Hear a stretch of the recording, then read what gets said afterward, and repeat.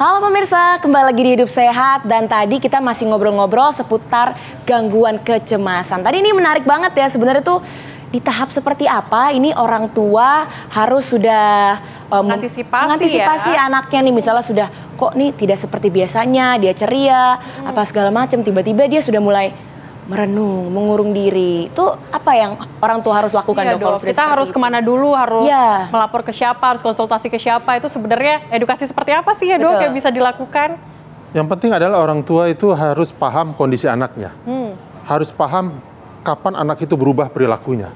Kadang-kadang saking orang tua sibuk, bukan sibuk bekerja aja, sibuk nonton sinetron, sibuk gosip, sibuk nongkrong-nongkrong, bahkan dia lupa bahwa anaknya ada perubahan gitu. Karena jangan juga kita membuat stigma kepada anak kita, ini ada gangguan mental loh anak kita gitu. Siapa tuh dia lagi ngurung diri di kamar, siapa tuh lagi jatuh cinta. Wow. Bisa saja kan, dia jatuh cinta, tidak mau bergaul, tidak mau ngomong segala macam. Lagi cetan gitu ya, dok. Harus diajak ngobrol berarti, dok, ya anaknya. Harus orang tuanya datang, harus bisa dekat, makanya jadilah sebagai teman dahulu, jangan sebagai orang tua. Tapi dok, mungkin banyak pemirsa di luar sana yang mungkin ngerasa, aduh kok anak saya dibawa ke psikiater nih. Tabu ya, dok ya? Iya, tabu mungkin masih di masyarakat, kayak merasa bahwa aduh takut nanti dikata-katain orang-orang sekitar, dikira nanti konotasinya nih ada kata-kata yang tidak enak didengar gitu ya, dok. Sebenarnya dokter bisa nih kasih edukasi kepada masyarakat, khususnya buat orang tua, sebenarnya ke psikiater itu gimana sih, dok? Ya, itu adalah paradigma lama. Paradigma lama yang mengatakan bahwa psikiater itu hanya untuk orang-orang yang yang suka makan-makan sampah, yang telanjang-telanjang dan lain-lainnya seperti itu. Sebenarnya tidak. Karena sekarang masalah gangguan mental itu sudah sangat luas. Bahkan anak kita yang kecanduan main game itu sudah masuk di ranahnya gangguan mental. Oh, gitu ya, dok ya? Ya.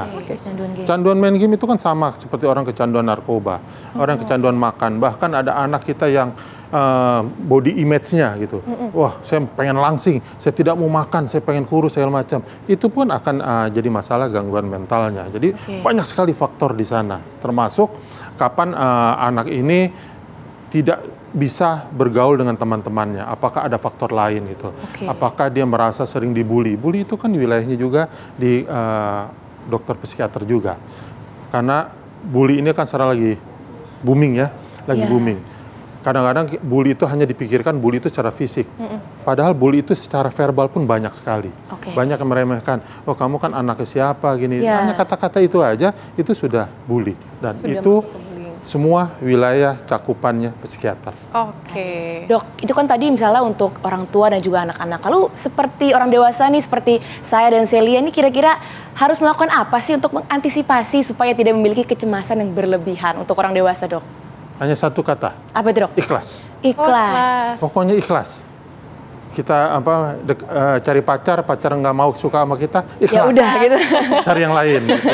Kalau kita mikirin terus, kita akan terjadi gangguan mental. Kita mau melakukan apa gitu. Saya mau bekerja sini dengan pendapatan segini. Kalau kita nggak dapat, ya emang udah kemampuan kita. Ya kita ikhlas. Jadi itu aja faktor utamanya. Ikhlas tapi tidak pasrah ya, dok? Jangan pasrah. Jangan pasrah. Kalau pasrah itu tidak ada usaha. Kalau ikhlas itu kita sudah usaha, tapi emang kita maksimal dapat segitu. Dan itu kita terima gitu. Terima kasih banyak, dok, hari ini luar biasa sekali, dok, ya kita bisa membahas soal gangguan kecemasan ya. Memang saat ini banyak sekali pemirsa yang terjadi bukan hanya di kalangan atas saja, tetapi semua orang bisa terkena kecemasan ya, dok. Ya. Bahkan saat ini kita hadirkan dengan media sosial yang sangat mudah untuk membuat kita merasa cemas, bullying verbal, secara verbal, dan juga kata-kata hate comment itu juga bisa membuat kita menjadi gangguan cemas ya, dok. Ya. Jadi harus bisa menyaring, benar ya, dok? Ya? Filter. Benar. Nah, tak terasa ya, Adia, ya sudah 30 menit kita menemani Anda pemirsa, dan saatnya kita pamit undur diri. Saya Celia Alexandra. Dan saya Dian Wari. Hidup Sehat akan kembali setiap hari Senin hingga hari Jumat pada pukul 9.30 waktu Indonesia Barat. Indonesia, hidup sehat.